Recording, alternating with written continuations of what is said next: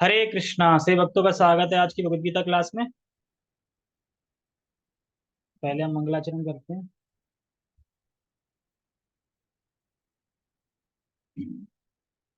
ओम अज्ञानतिमिरान्धस्य ज्ञानञ्जनशलाकया चक्षुरुन्मीलितं येन तस्मै श्रीगुरुवे नमः। श्रीचैतन्यमनोभीष्टं स्थापितं येन भूतले स्वयं रूपः कदा मह्यं ददाति स्वपदान्तिकम्। वन्देऽहं श्रीगुरो श्रीयुतापदकमलं श्रीगुरून् वैष्णवांश श्रीरूपं साग्रजातं सहगण रघुनाथामृतं तं सजीवं साद्वैतं सावधूतं परिजन सहितं कृष्ण चैतन्य देवं श्रीराधा कृष्ण पादान सहगण ललिता श्री विशाखाद्विशांचा। हे कृष्ण करुणा सिंधु दीन बंधु जगतपते गोपेश गोपिका कांता राधा कांता नमस्ते। तप्त कांचन गौरांगी राधे वृंदावनेश्वरी वृषभानु सुते देवी प्रणमामि हरिप्रिये। वाञ्छाकल्पतरुभ्यश्च कृपा सिन्धुभ्य एव च पतितानां पावनेभ्यो वैष्णवेभ्यो नमो नमः।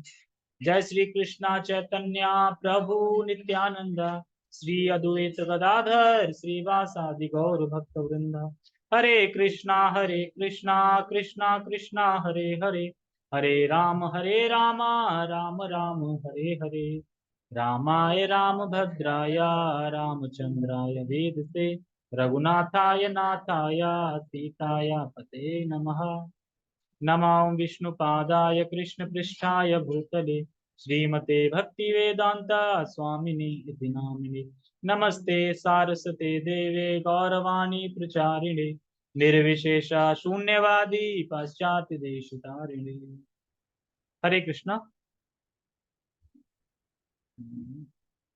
ओके, तो आज का श्लोक भी बहुत अच्छा है। हालांकि निकल चुका है वही श्लोक है, बस थोड़ा बहुत डिफरेंस है इस श्लोक में। जैसे पहले बताया गया था कि जो व्यक्ति जिस गुण में मरता है तो वो किसको प्राप्त करता है, कहाँ जाता है। यानी तमोगुण में मरता है तो नीचे के लोकों में जाता है, तो वही चीज है। बस थोड़ा एडवांस में बताइए, थोड़ा और स्पष्ट रूप से बताइए कि कहाँ जाएगा। ठीक है। और इस श्लोक के बाद अगले श्लोक से थोड़ा थीम चेंज हो जाएगी, और 21 श्लोक से पूरी थीम चेंज हो जाएगी। उसमें अब बात आएगी कि इन गुणों से परे कैसे जाएं, क्या करें, कैसे जा सकते हैं। इन गुणों से जो परे है उसका आचरण कैसा होता है, वो कैसे जीता है, मतलब जो इन गुणों से परे, हम कैसे पहचाने कि ये इन गुणों से परे है। ठीक है। तो ये क्वेश्चन करेंगे अर्जुन 4, तो उनका फिर लास्ट तक श्लोक में आंसर देंगे भगवान। तो इस तरीके से रहेगा। ठीक है। तो अभी आज का क्या लिंक है, तो आज हम चर्चा करेंगे कि कौन व्यक्ति किस गुण में स्थित होके कहाँ जाता है। तो बहुत सरल है, कौन व्यक्ति किस गुण में स्थित होके कहाँ जाता है, कब, मरने के बाद। तो पहले भी ये है इसीलिए इजी लगेगा। तो इसमें भगवान बता चुके हैं, बस थोड़ा सा एक्स्ट्रा पॉइंट इसमें कुछ बताएं, बाकी सेम ही है। ठीक है। यानी भगवान बार बार बता रहे हैं तमोगुण रजोगुण से निकलो, सतोगुण से भी निकलो। इस पूरे श्लोक पूरे अध्याय को पढ़ने के बाद हमें ये समझ लेना चाहिए कि हाँ, सतोगुण में रहना है और ब्रह्मलोक प्राप्त करना है। तो क्या समझना है, पूरे सतोगुण ही तो, सतोगुण में तो रहना, ये तो समझना है। बाकी दो गुण तो हीन है। इसमें ये समझना है कि तीनों गुणों से परे निकलना है। पूरे अध्याय में पढ़ के ये समझ में आना है कि तीनों गुणों से परे जाके धाम जाना है, क्योंकि इन तीनों गुणों में रहोगे तो ब्रह्मलोक तक जा सकते हो। ब्रह्मलोक में भगवान ये नहीं कह रहे हैं कि तुम धाम चले जाओ। ब्रह्मलोक में तो ऐसा है कि जो जितने सत्वगुण में होगा वहां तथाकथित भक्ति कर ली या कुछ हो गया तो चले जाए, नहीं तो फिर नीचे ही। आ ब्रह्मा भूना लोका, भगवान भगवद गीता में बोल रखा है कि ब्रह्मलोक से भी आपको नीचे आना पड़ेगा। ब्रह्मा के लोक से लेके पाताल तक ये सब जेल है। ऊपर में एक अच्छे प्रकार की जेल है, बीच में थोड़ा कम प्रकार की जेल है, और नीचे एक घटिया जेल है। लेकिन है तीनों जेल ही। जैसे मान लो तुम्हें जेल में एसी मिल जाए, है तो जेल में ही, मान लो जेल में एसी मिल जाए तो बोले एसी है, सब कुछ है, फल फ्रूट मिल रहा है, बढ़िया मिल रहा है, लेकिन जेल तो नाम तो जेल ही है ना। बस थोड़ा अच्छा मिल जाता है, इसलिए हम सोचते हैं कि वाह, अच्छा है ये। तो हम श्लोक का उच्चारण करेंगे। ऊर्ध्वं गच्छन्ति सत्त्वस्था मध्ये तिष्ठन्ति राजसः जगन्यगुणवृत्तिस्था अधो गच्छन्ति तामसः, ऊर्ध्वं गच्छन्ति सत्त्वस्था, मध्ये तिष्ठन्ति राजसः, जगन्यगुणवृत्तिस्था, अधो गच्छन्ति तामसः, ऊर्ध्वं गच्छन्ति सत्त्वस्था। जो सत्व में स्थित है या सत्वगुण में स्थित है वह ऊपर जाता। ऊपर कहाँ जाते हैं? छत पे हैं? ऊपर जाते मतलब उच्च लोकों में जाते हैं। उच्च लोक कौन कौन से हैं? जनलोक, महरलोक और ब्रह्मलोक। सत्यलोक, सत्यलोक भी ब्रह्मलोक से ही बोलते हैं। तो अच्छा, और जो रजोगुण में मरते हैं फिर क्या करें? मध्य तिष्ठन्ति राजसा। जो रजोगुण में जो रजोगुण में स्थित हैं वह पृथ्वी लोक में रहते हैं, मतलब मरने के बाद पृथ्वी लोक में आते हैं। और मरने मरने के बाद जब जाते कहाँ है, थोड़ा नरक भी हो सकता है, घूम के आए, स्वर्ग भी घूम के आएंगे, और चंद्रलोक भी जा सकते हैं घूम के, वहां से फिर आएंगे। फिर यहाँ पे मानव जीवन यहीं पे इस पृथ्वी पर ही जन्म लेंगे, रजोगुण के अनुपात के हिसाब से। तो इन सभी में हमें एक चीज जोड़नी है, अनुपात के हिसाब से, कितना सत्वगुण है उसके हिसाब से, कितना रजोगुण है उसके हिसाब से, कितना तमोगुण है उसके हिसाब से। मान लो जो बिल्कुल ही तमोगुण है, बिल्कुल ही ज्यादा डल, नल कुबेर और मणिग्रीव की तरह है, तो वो क्या बनेगा? है? पशु नहीं बनेगा। क्या बने थे? नल कुबेर मणिग्रीव क्या बने? पेड़, यानी बिल्कुल ही डल है वो पेड़ बनेगा। थोड़ा निक तमोगुण कम है तो क्या बनेगा? तो पशु पक्षी ये सब है। क्योंकि पशु पक्षी में एक चांस रहता है कि कोई प्रसाद वरसाद दे दिया, खा लिया कहीं से तो हो गया बेटा। पेड़ों का चांस नहीं रहता, पेड़ पानी पीते हैं। हाँ मतलब होता है, लेकिन पेड़ की आयु बहुत होती है ना, तो 10-10 1-1 हजार साल खड़े रहते हैं। लंबा पेड़ हो अगर भयंकर तो वो तो खड़ा ही रहेगा। क्या होता है? हाँ, तो वो तो ठीक है, वो तो भगवान ने ऐसी बना रखा है, जो जिस शरीर में होता है वो उसमें सुखी रहे। लेकिन यार हम तो सोच पा रहे हैं ना कि वो कितना भाग है। वो नहीं सोच पा रहा है, इसीलिए पेड़ है ना, वो इसलिए नहीं सोच पा रहा। ठीक है, और क्या बोले? जगन्य गुण वृत्तिस्था। तो क्या बोला जा रहा है? तमोगुण तो बिल्कुल ही बेकार है, जघन्य मतलब कि बुरा, सबसे बुरा क्या है? तमोगुण। तो इसीलिए कह रहा है जगन्य गुण वृत्तिस्था, अधो गच्छन्ति तामसा। अधो गच्छन्ति, अधो मतलब नीचे, मतलब कि जो बहुत खराब गुण है, यानी तमोगुण में जो स्थित है, वह नीचे के लोक में जाते हैं। पशु, स्थावर, पक्षी, जानवर, ये सब मरने के बाद उनको शरीर मिलता है। ठीक है। तो इसमें एक श्लोक में एक आया है वृत्ति।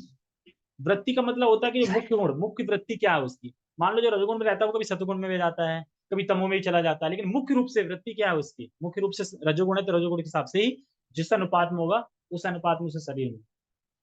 जैसे हम हैं जो भक्ति कर रहे हैं, तो भक्त क्या हमेशा सतुगुण में रहता है?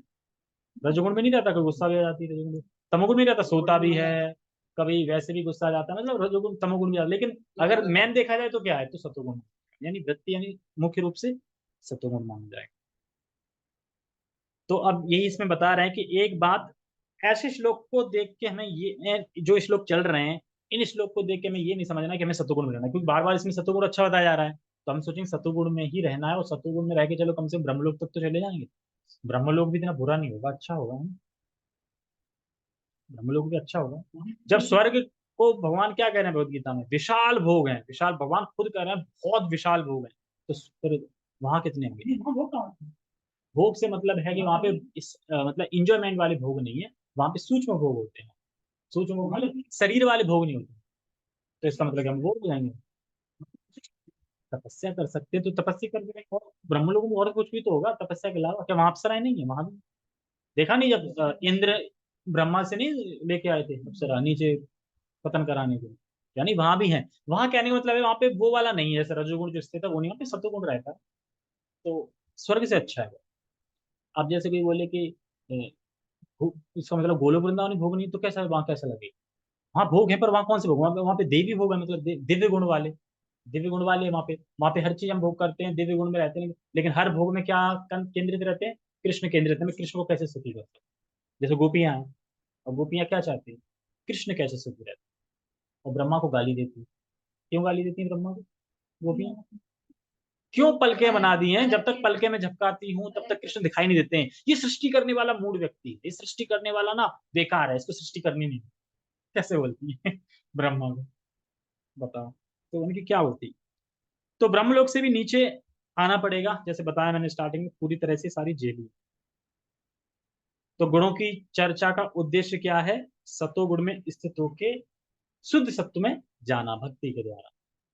देखो, अच्छे काम भक्ति भी करते हैं सतोगुण में रह के, और अच्छे काम बिना भक्ति वाले भी करते हैं, लेकिन वो सतोगुण में ही रह जाएंगे, वो शुद्ध सत्व में कभी नहीं जा पाएंगे। लेकिन जो भक्ति कर रहे हैं, कृष्ण से संबंधित कार्य कर रहे हैं, तो फिर शुद्ध सत्व में जाएंगे, और शुद्ध सत्व में जाके ही गोलोक वृंदावन धाम या वैकुंठ जा सकते।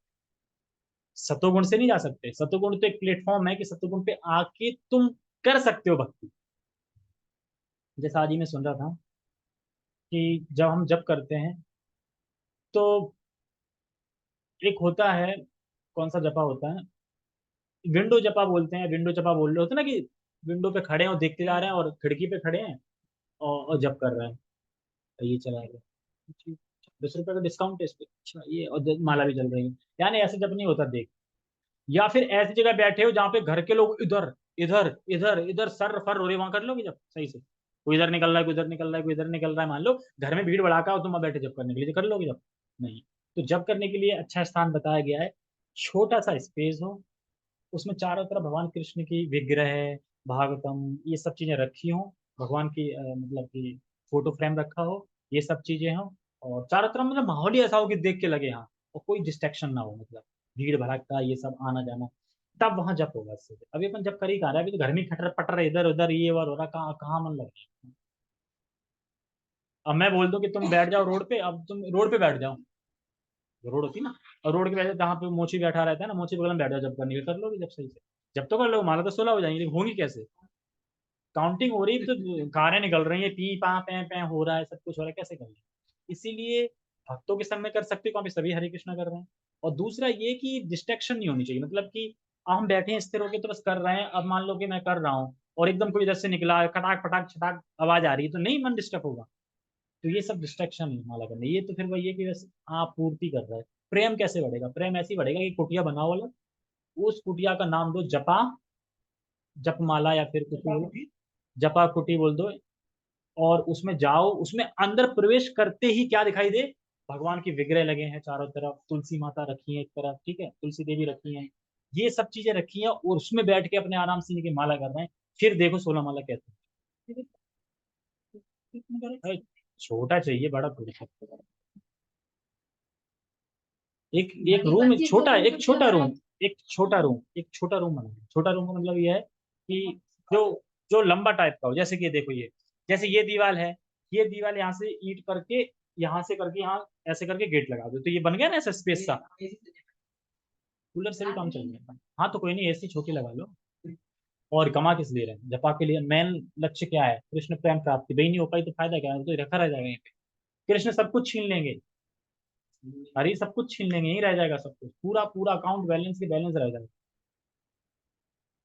और वो भी पक्का पता नहीं फैमिली को मिल पाए कि नहीं मिले, पता नहीं पासवर्ड भूल गए, ये भूल, बैंक वाले कहेंगे ये लाओ, साइन लाओ, वो लाओ, पागल बनाते रहेंगे, भागते हैं। तो तो समझ में हमें ये आना चाहिए, मान लो नॉमिनी नहीं बना पाए तो चले गए, फिर नॉमिनी ना बना पाए, फिर कौन निकालेगा पैसे, पता नहीं है? तो पूरे फैमिली चलेगा तो ठीक है, हम ज्यादा डिटेक्ट नहीं करेंगे, हम श्लोक पे आएंगे। मेरा कहने का तात्पर्य ये है कि अगर हमें कृष्ण प्रेम प्राप्त करना है तो हमें ये चीजें सुधारनी होंगी, कि जब जपा हो रहा है, या तो सब लोग इकट्ठे बैठ के जपा करें, ठीक है, सब लोग इकट्ठे, कोई काम नहीं, कोई चटाक नहीं, कोई फटाक नहीं, कोई नल की आवाज नहीं, कोई झाड़ू की आवाज नहीं, किसी की नहीं। जब माला हो जाए 16 उसके बाद काम स्टार्ट। मान लो आप जब कर रहे हो ये सब काम कर रही है, तुम्हारे बगल से इधर निकल रही, इधर निकल, पूछो तो डिस्टर्ब नहीं होगी? और उठ जाओ, ये कर लो, वो कर लो, या तो फिर 4 बजे से बैठो, 6 बजे के बाद ही काम स्टार्ट। गृहस्थ में हो जाएगा, लेकिन हम नहीं कर पा रहे हैं, गृहस्थ में हो जाएगा। गृहस्थों के घर जाओ, पूरा तुम्हें बाकायदा रूम मिलेगा, उस रूम में तुम आराम से बैठ के जपा कर सकते हो, कोई डिस्टर्ब नहीं करेगा। हमें लग रहा है कि जैसे कि गृहस्थ में नहीं सकता, लेकिन टेम्पल में कितने गृहस्थ हैं? गृहस्थ मतलब उनकी फैमिली कितनी बड़ी है? मतलब कि सब इकट्ठे हैं ना, एकजुट हो गए। अलग अलग होंगे तो कैसे होगा? सब लोग, मान लो कि सब लोग ही मिलके जब करें और जब के बाद ही उठे तो फिर कौन काम करेगा? तो जल्दी तो फिर तो खटाखट होगी। चलो ठीक है, आगे बढ़ते हैं। इसके लिए वही है कि रूम बना सकते हैं। रूम बन जाएगा तो रूम में अगर लॉक लगा दो फिर भले ही खटपट करते रहे, तो डिटेक्शन नहीं होगा, कोई नहीं आएगा, आवाज भी नहीं आएगी। जब शीशे की रूम लगाओ, शीशा का वो लगाओ, खिड़की लगाओ, कुछ आवाज ही नहीं आएगी बाहर की। इस तरीके से करो। ठीक है, आगे बढ़ते हैं। सतोगुणी व्यक्ति क्रमशः उच्च लोगों को ऊपर जाते हैं। लोगों को ऊपर जाते हैं मतलब ऊपर वाले लोगों पे जाते हैं। रजोगुणी इसी पृथ्वीलोक में रह जाते हैं, और जो अत्यंत गर्हित तमोगुण में स्थित हैं वे नीचे नरक लोगों को जाते हैं। तमोगुण में कौन आता है अभिषेक? और आलस, क्रोध नहीं, क्रोध रजोगुण में नहीं आता है। हाँ, मतलब कि क्रोध, ज्यादा ही क्रोध कर रहे हैं, बिल्कुल ही पागलपन वाला, वो तमोगुण हो सकता है, पर वैसा नॉर्मली क्रोध है वो रजोगुण में ही है। क्रोध, इच्छा, ये सब, द्वेष वगैरह ये सब रजोगुण में है।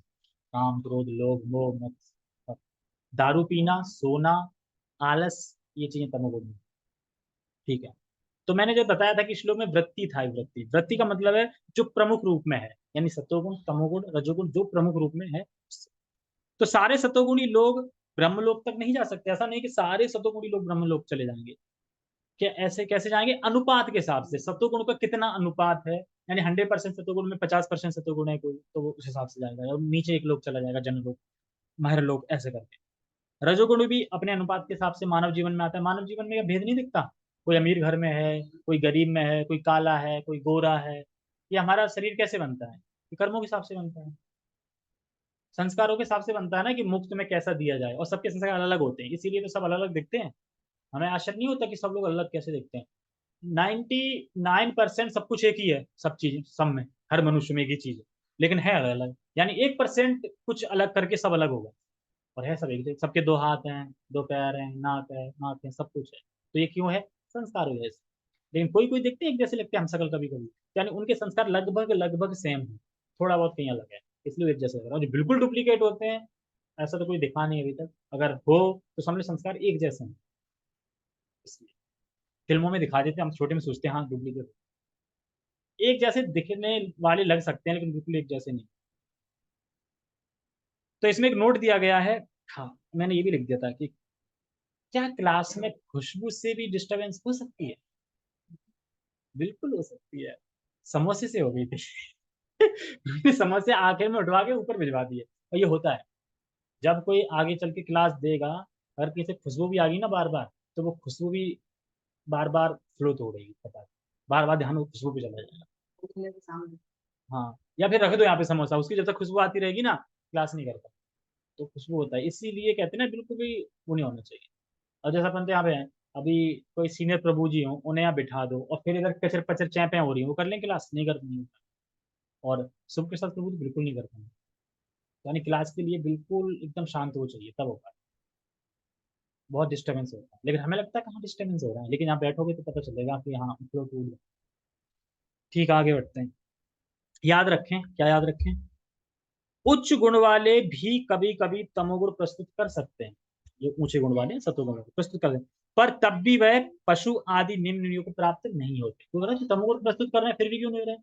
क्योंकि वो तमोगुण प्रस्तुत कर रहे हैं, लेकिन रह किस उसमें रहे? सतोगुण में। तो सतोगुणी व्यक्ति कभी कभी रजोगुण या तमोगुण में प्रभावित हो जाए, हो सकता है, पर तब भी वह उच्च लोगों को ही जाएगा, क्योंकि वो मेन जो उसका गुण है वो सतोगुणी है, जो वृत्ति है उसकी मुख्य रूप से सतोगुणी। जैसे कि देवता भी कभी कभी तमोगुण रजोगुण में आ जाते हैं।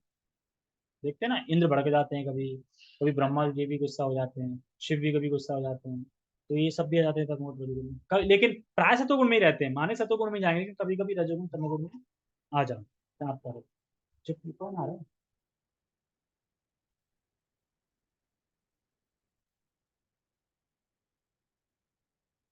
तात्पर्य, इस श्लोक में तीनों गुणों के कर्मों के फल को स्पष्ट रूप से बताया गया है। ऊपर के लोकों या स्वर्ग लोकों में प्रत्येक व्यक्ति अत्यंत उन्नत होता है। जीवों में जिस मात्रा में सत्वगुण का विकास होता है, उसी के अनुसार उसे विभिन्न स्वर्ग लोकों में भेज दिया जाता है। सर्वोच्च लोक सत्यलोक या ब्रह्मलोक है, जहां इस ब्रह्मांड के प्रधान व्यक्ति कौन है? प्रधानमंत्री वहां का ब्रह्मा जी निवास करते हैं। हम पहले ही देख चुके हैं कि ब्रह्मलोक में जिस प्रकार जीवन की आश्चर्यजनक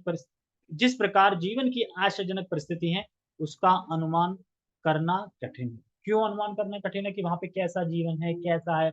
हम तो यहाँ पे अपनी कल्पना कर रहे हैं ना, लेकिन जब भगवान भगवद गीता में कह रहे हैं कि विशाल भोग हैं स्वर्ग में, तो सोचो, हम कल्पना कर सकते हैं कि ब्रह्मलोक कैसा होगा। अरे हम तो अगर चंद्रलोक ही पहुंच जाए ना, या फिर इससे ऊपर कौन सा तपलोक है, कौन सा, वहीं पहुंच जाए तो वही स्वर्ग समझेंगे, यही है क्या, वही लगेगा। क्योंकि इस पृथ्वी के ऊपर जाओगे तो अच्छा है इससे। पृथ्वी मध्य मानी जाती है, बीच में, मतलब भोग भी नहीं है, ज्यादा कष्ट भी नहीं है, मतलब बीच की ठीक ठाक। नीचे ज्यादा कष्ट है, ऊपर ज्यादा भोग है, पर ये बीच का है, मतलब एक तरीके से। ठीक है। तो ऊपर जितने स्टेप जाएंगे उतना अच्छा अच्छा मिलता है, और सबसे चोटी पे पहुंच जाएंगे गोलोक वृंदावन धाम, तो वो बिल्कुल गाँव जैसा लगेगा। अरे ये कहाँ गाँव में है? जैसे वो कथा सुनी थी फल वाली की, कितना अच्छे से सुनाती फल वाली, ये उसमें आती है। गोपाल चपाल कौन सा ग्रंथ है? चंपू, हाँ, गोपाल चंपू। गोपाल चंपू ग्रंथ में कहा बताया कि एक फल वाली आती है फल बेचने। कहाँ पे आती है? मथुरा में। तो फल बेचती है, फल ले लो, सेब ले लो, ये ले लो, तरबूज ले लो, ले लो ले लो, बहुत स्वादिष्ट है, ले लो। तो वहां के लोग कहते हैं, अरे तुम्हारे फल बाकी अच्छे हैं क्या? कि हाँ। तो तुमने क्या फल अपने कृष्ण को दिए? कृष्ण, ये कौन है कृष्ण? कृष्ण कौन है? अरे कृष्ण को नहीं जानते तुम? फिर कृष्ण के नाम रूप गुण लीला के बारे में इतना बताया जाता है, वो कहते, अच्छा। फिर टू व्हीलर चलती, फिर लेती, फल ले लो, सेब ले लो, आम ले लो, सीताफल ले लो, अमरूद ले लो, ऐसे बोलती है। फिर मिलता है, अरे अ, तुम्हारे बाकी फल बहुत मीठे हैं, अच्छे के, हाँ। अच्छा तुमने कृष्ण को दिए क्या? कृष्ण कौन है? जो देखो कृष्ण के बारे में बोल रहा है, कृष्ण कौन है, कृष्ण ये।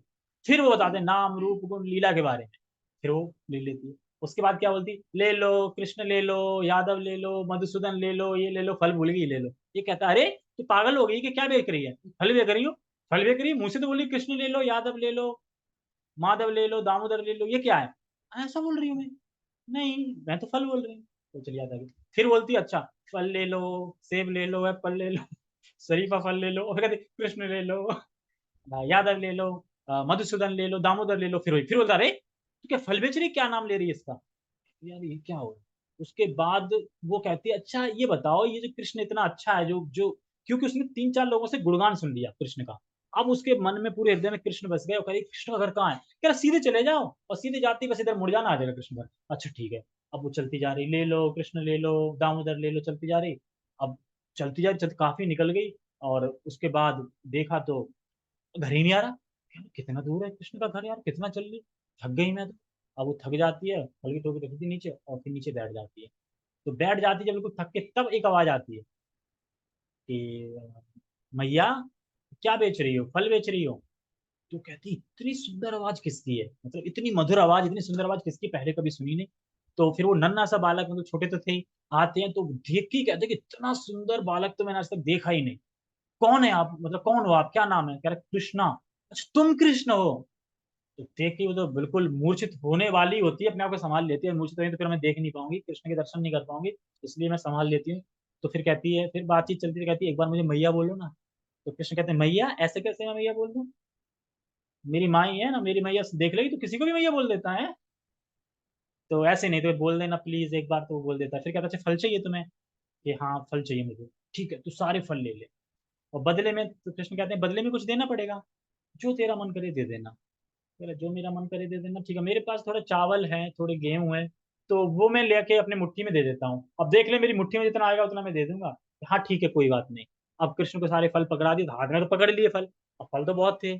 फिर वो क्या करती है, जो जो वो फल वाली होती है, वो अपने धोती का वो फाड़ के, उसमें फल बांध के, और गेट खोल के वहां रख देती है, बस। ठीक है।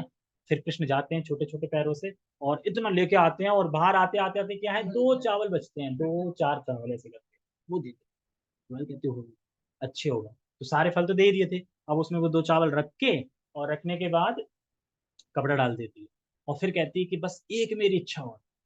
कृष्ण कहते हैं, क्या? एक बार मेरे गोद में और बैठ। अरे गोद में बैठ जा? अरे मेरी मैया देखी गोद में, तो किसी की भी गोद में बैठ जाता है। एक बार बस इच्छा पूरी कर दो। उसके बाद गोद में बैठ जाते हैं, बस गोद में बैठ जाते हैं। तो उसके बाद कहते हैं ना कि कृष्ण के गोद में बैठ दर्शन के तो उद्धार तो हो ही गया। उसके बाद वो मन ही मन में कहती है मतलब कि बहुत अच्छा सौदा हो गया मिस्टर, हाँ तो बहुत अच्छा सौदा हो गया, और अपनी टोकरी रखती है ऊपर और फिर चलती जाती है। और क्या बोलती जाती है, भाई ले लो कृष्ण, ले लो कृष्ण, ले लो, ये बोलती जाती है। और फिर पहुंच जाती है यमुना के तट पे।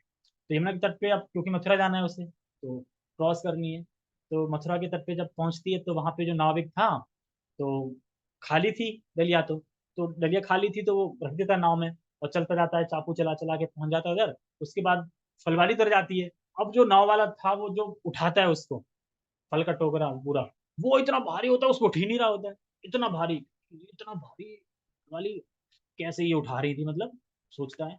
तो कह रहा है क्या है इसमें, कैसे उठा दी तुम, कह रहा उठाती है इसमें तो कुछ भी नहीं, तो खाली है। उसके बाद जब उससे वो हटाते हैं देखते हैं इस प्रकार के उसमें हीरे जवाहरात ऐसे थे कि जो इस ब्रह्मांड के थे ही नहीं, वो सिर्फ गोलोक वृंदावन में ही मिलते हैं, यहाँ तक कि ब्रह्मलोक में भी नहीं मिलते, ऐसे थे। उसके बाद उसके आंसू निकलते हैं और धर धर के वो सोचती है कि मुझे ठग लिया, ठग लिया, मतलब कि बदला चुका दिया ना, हे कृष्ण ये तुमने क्या किया, तुमने तुमने ठग लिया। और रोते रोते रोते रोते यमुना नदी के किनारे किनारे वहीं पर प्राण त्याग देती है, वहीं से गोलोक वृंदावन धाम चले। तो इस तरीके से उद्धार किया हलवाली का। ये चंपू गोपाल में कथा है कृष्ण, चंपू गोपाल पढ़ना पड़ेगा तब। ठीक है, ये कथा आ गई, किसके ऊपर थी, कृष्ण के ऊपर थी, इसलिए मैंने सुना दी। आगे पढ़ते, तो कहाँ पे था मैं, हाँ। तो क्या बता रहा था मैं? हाँ, कि हम कल्पना नहीं कर सकते कि ब्रह्मलोक कैसा हो, ये बता। ठीक है, आगे बढ़ो। कहाँ पे थे हम?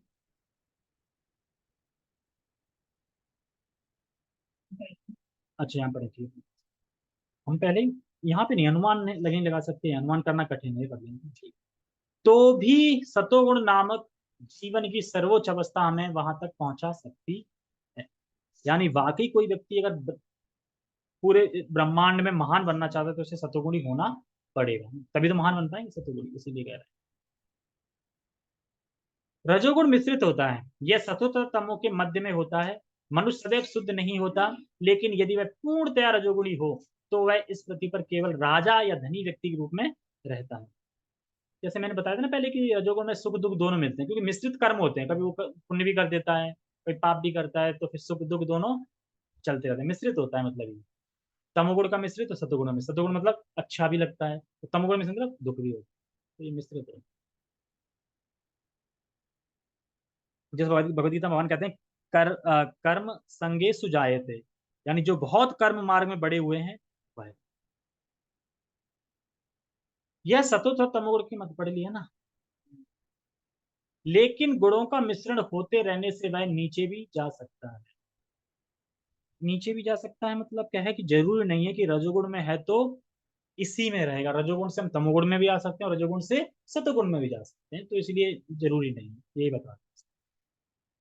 इस पृथ्वी पर जो इस पृथ्वी पर रजो या तमोगुणी लोग बलपूर्वक किसी मशीन के द्वारा उच्चतर लोकों में नहीं पहुंच सकते, जैसा कि अभी भी प्रयास चल रहा है कि हम मशीन के द्वारा चंद्रलोक पहुंच जाएं, और वो प्रयास के प्रयास ही रहेगा, नहीं पहुंच सकते जब हम भक्ति नहीं करेंगे, सतोगुण में रहेंगे, चंद्रलोक की उपासना करेंगे तो चले जाएंगे, ठीक है, मरने के बाद। क्योंकि इतना है हम जा ही नहीं सकते वहां पे, हमें स्पिरिचुअल बॉडी मतलब कि अलग लेवल पे जाना पड़ेगा, तो वो मर के ही जा सकते।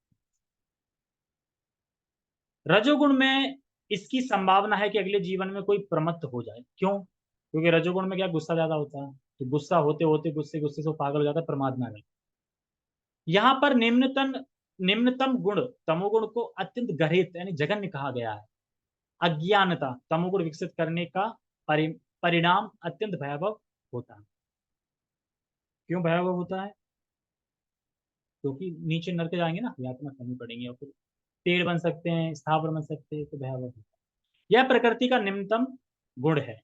मनुष्य योनि से नीचे पक्षियों, पशुओं, सरीसृप सरीसृपों, वृक्षों आदि की 80 लाख योनियां हैं, और तमोगुण के विकास के अनुसार ही लोगों को ये अधम योनियां प्राप्त होती है। तो क्या कोई इस अधम योनि में जाना चाहेगा, नहीं, तो सतोगुण में रहे। यहाँ पर तमसा शब्द अत्यंत सार्थक है, यह उनका सूचक है जो उच्चतर गुणों तक ऊपर न उठकर निरंतर तमोगुण में ही बने रहते हैं, उनका भविष्य अत्यंत अंधकार में होता है। देखो याद रखना। अच्छा ये आगे आएगा। ठीक है। तमोगुणी तथा रजोगुणी लोगों के लिए सतोगुणी बनने का सुअवसर है, और यह कृष्ण भावनात्म विधि से मिल सकता है। लेकिन जो इस अवसर का लाभ नहीं उठाता वह निम्नतर गुणों में बना रहेगा। इसमें एक भयावह शब्द आया था ऊपर, तो बता रहे हैं कि खाने का बहुत फर्क है इसमें गुणों में, रजोगुण सतोगुण तमोगुण में।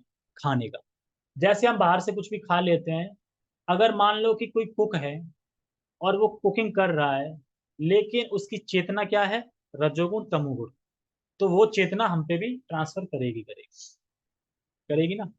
इसीलिए हमें बाहर से नहीं खाना चाहिए। मान लो कि भले ही हम ऑफरिंग करके खा रहे हैं, लेकिन जिसने बनाया है वो तमोगुण में है, तो उसका चेतना तुम्हारे में ट्रांसफर होगी खाने वाले। इसीलिए गोविंदास में जो इस्कॉन में है, उनमें कम से कम 16 माला जो करते हो, मतलब कुक जो रहते हैं करते हैं 16 माला। क्योंकि प्रभुपाद का मिशन है कि गोविंदास में जो भी खाए तो कहीं तो भला हो लोगों का। क्योंकि अगर कर्मी लोग बनाएंगे और कर्मी खा रहे तो क्या फायदा होगा। मान लो कि गोविंदास में भी कर्मी लोग बनाने लगे, तो चेतना क्या होगी, कर्मी की होगी, तो फायदा है नहीं। तो गोविंदास में अगर भक्त बनाएंगे तो कर्मी आते हैं खाने के लिए, तो उनकी चेतना डेवलप होगी धीरे धीरे। तो हमें समझना यही है इसमें, कि जो खाना बना रहा है उसकी चेतना बहुत इंपॉर्टेंट होती है। उसकी चेतना रजोगुण तमोगुण होगी तो टेस्ट भी वैसा ही होगा। टेस्ट में समझते हैं ना, खाने का स्वाद। रजोगुण तमोगुण वाला बनाएगा तो उसका स्वाद देख लेना, और जो भक्त बनाएगा उसका स्वाद देख लेना। क्योंकि भक्त ने जो बनाया भगवान ने ग्रहण किया है, ग्रहण किया तो उसका टेस्ट बदल जाएगा इस तरीके से। तो वह क्या सोच रहा है, जैसा उसका स्वाद है उसका मेरा हो। जैसे रजोगुण वाला मान लो बना रहा है, कुकिंग कर रहा है, तो रजोगुण वाला मिर्च मसाला कैसे डालेगा, अपने स्वाद अनुसार के, जैसा उसका स्वभाव है वैसे डालेगा, उस चटपटा अच्छा है। और जो सत्वगुणी बना रहा है वो कैसे डालेगा, वो उस हिसाब से डालेगा जो उसे पसंद है। ये फर्क होता है। और तमोगुणी क्या डालेगा, वो कहेगा मांस ही बना लो इससे अच्छा, और मीट बना। और मीट को वो सोचेगा मुझे मीट पसंद है तो सबको मीट पसंद है। इस तरीके से मतलब जिस किसी को नमक ज्यादा पसंद हो तो वो नमक ज्यादा डालता है, मुझे तो नमक ज्यादा पसंद है तो सबको पसंद है, सबको ना भी पसंद हो पर मुझे तो पसंद है ना। इस तरीके से। तो जब तक मिर्च मसाला नहीं डालेंगे तब तक वो कैसे। तो यानी ऐसे व्यक्तियों के हाथ के बना खाना हमें हमारी चित्त में भी प्रभावित होता है। और होटल में तो बिल्कुल नहीं खाना चाहिए। होटल में तो प्राय तमोगुण रजोगुण इससे ही बनता है, होटल में तो बिल्कुल नहीं। ठीक है। तो भक्त का बना प्रसाद से चित्त हमारा क्या होता है, कृष्ण भावनावित होता है। और लास्ट में कह रहा है निम्न गुणों में बना रहेगा, यानी स्पष्ट है कृष्ण भावनावित में उठ नहीं पड़ेगा। अब इसमें अगर कोई पूछे, क्वेश्चन करे कि हम किस चीजों से सतोगुण में स्थित रह सकते हैं, किन चीजों से क्या क्या करना है जिसमें हम सतोगुण में स्थित रह सकते हैं। 4 लोग बैठे हैं, 4 लोग एक एक बताओ।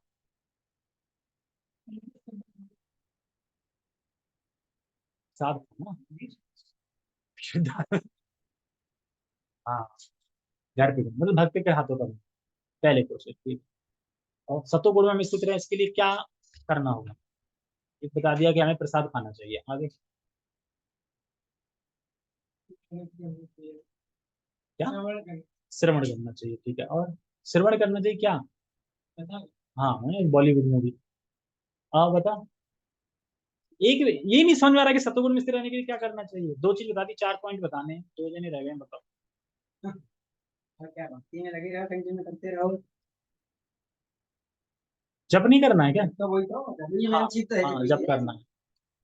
अब लास्ट बताओ, लास्ट बताओ, पूछ रहा हूँ। एक एक और बताओ, एक और। अभी भी तो बता दिया ना, 4 बताने हैं अलग अलग।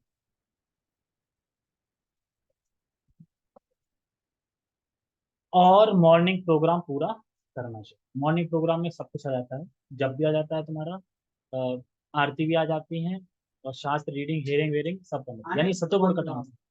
तो खाने का तो है ही, पूरी दुनिया तो खाने पे ही तो सब कुछ हो रहा है। पेट पे जैसे ही तो सब कुछ हो रहा है ना। तुम जहां भी चले जाओ, मैं तो ये खाना क्या है। शादी में जाते हैं तो नहीं सोचते कि खाने में क्या है? मान लो कि शादियां वैसे स्टार्ट कर दिया, खाना ना मिले तो लोग होगी भीड़, होगी ना। बोले वैसे खाने में सिर्फ पानी है, बस शरबत मिल जाएगा, पानी और कुछ नहीं, तो क्या करेंगे जाकर। ठीक है, हरे कृष्ण। जगत गुरु शील प्रभुपाद की जय, श्रीमद् भगवद गीता की जय, नित्य नित्य गौर प्रेमानंद। हरे कृष्ण।